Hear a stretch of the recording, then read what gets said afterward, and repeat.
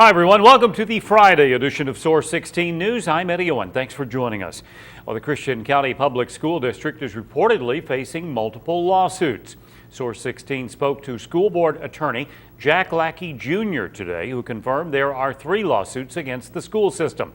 According to Lackey, the first lawsuit concerns an October 2010 incident involving 18-year-old John Kozak. Lackey said the lawsuit alleges when Kozak was working on a classroom welding project at the Career and Technical Center, the tip of his thumb was cut off. The school board attorney said an accident was an unfortunate incident and a district internal investigation did not find the teacher to be negligent. In the second lawsuit, Lackey says it involves a May 2010 incident that involves a Belmont Elementary School student. According to Lackey, the lawsuit alleges that the student was hurt during a fight on a bus and a district internal investigation did not find any negligence on the part of the bus driver. Meanwhile, Lackey said the third lawsuit involves an accident or an incident dating back to November 2010 and involves a Martin Luther King Jr. elementary school student. According to Lackey, the lawsuit alleges the child was inappropriately touched by another child on the bus. But he said that a district internal investigation revealed no negligence against the bus driver to date. Superintendent Brady Link was unavailable for comment about the lawsuits. The Christian County Rescue Team needs your help in locating a missing elderly man suffering from dementia.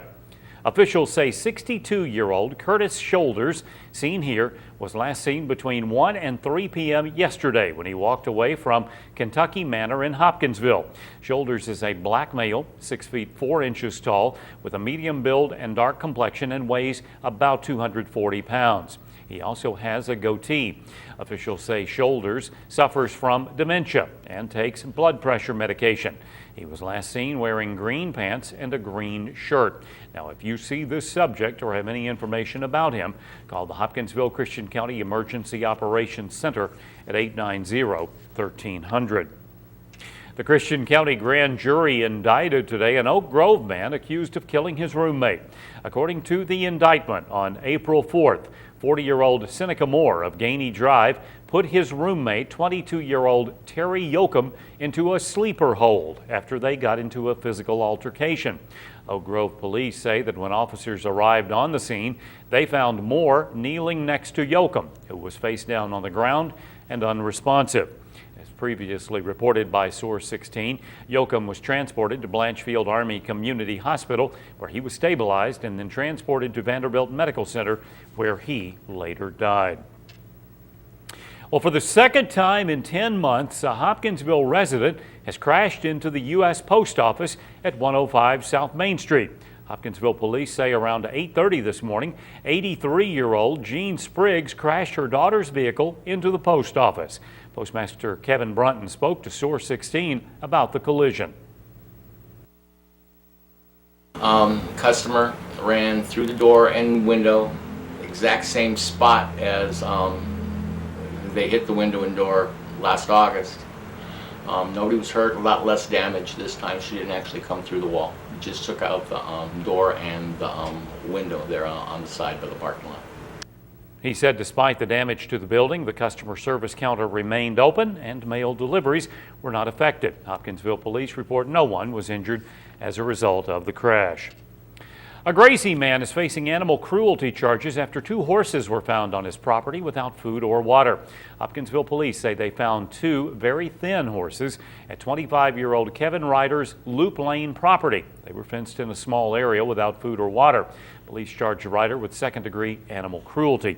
Meanwhile, a Christian County man has also been charged with animal cruelty after shooting and killing someone's dog last month.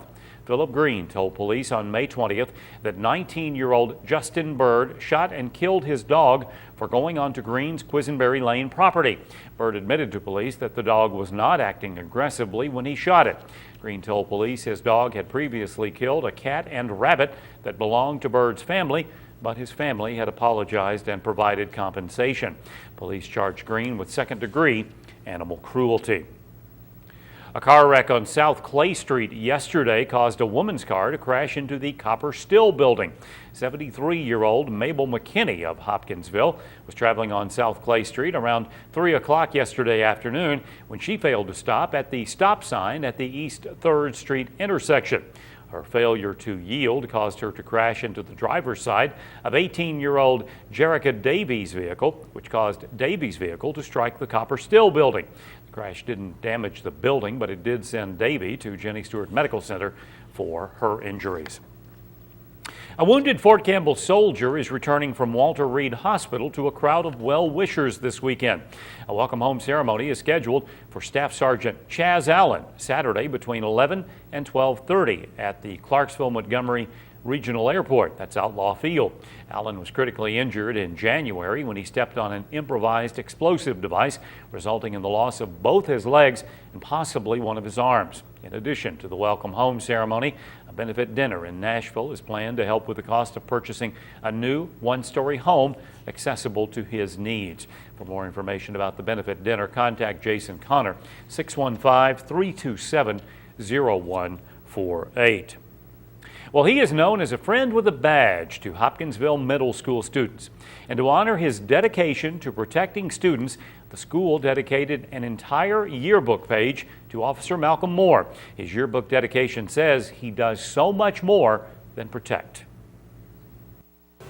That means the yearbook being dedicated to me means more to me than any award that I've received in my law enforcement career.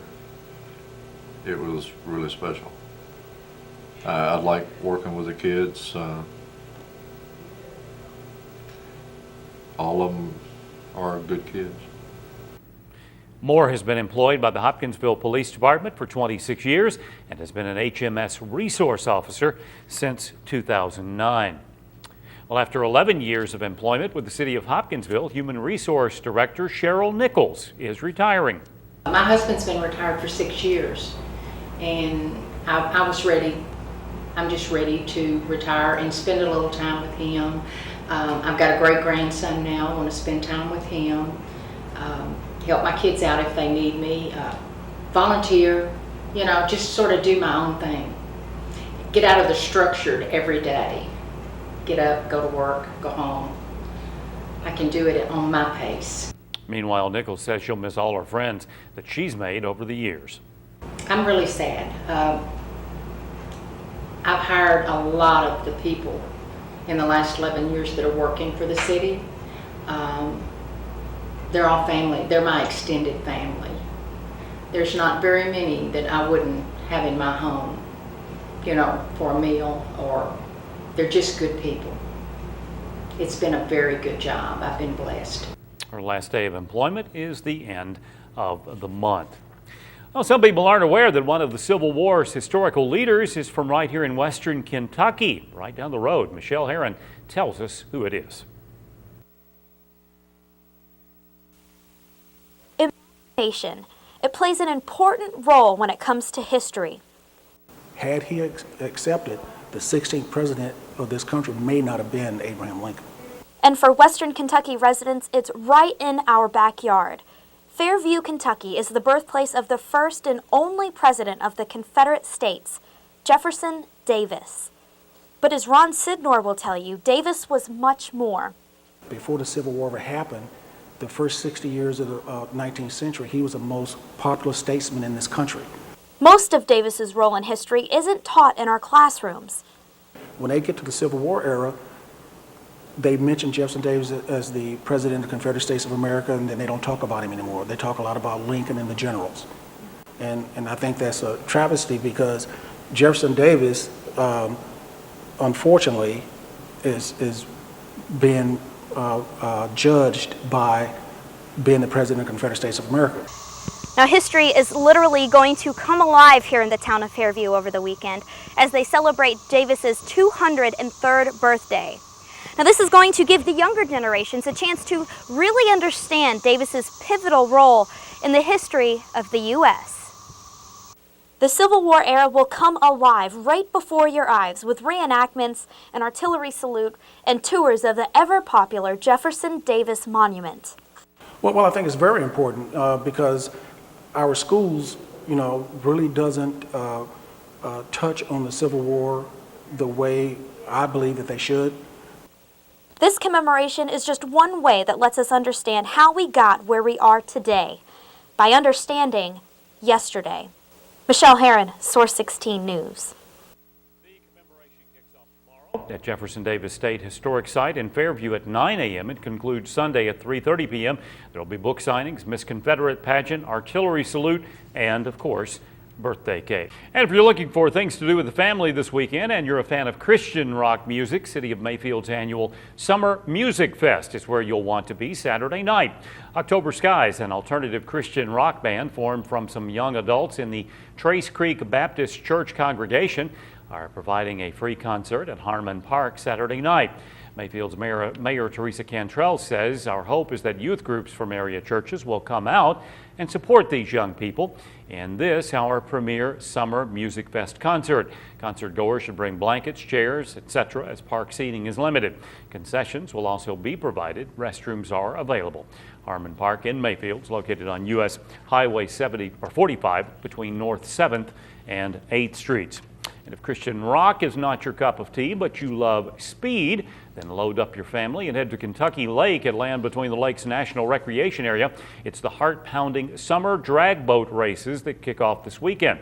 Now, the Kentucky Drag Boat Association's 2011 season kicks off Saturday and Sunday at Pisgah Bay on the north end of LBL. The events feature blown alcohol boats, hydros and jet-powered boats, and flat-bottom racers skimming the water at speeds exceeding 150 miles per hour. Spectators should bring lawn chairs or ground blankets to Birmingham Ferry and enjoy an exciting day of racing from 10 a.m. until 5 p.m. Time trials will be held Saturday. The final races will take place on Sunday. There's a $5 per person spectator fee. Children under the age of 12 get in free.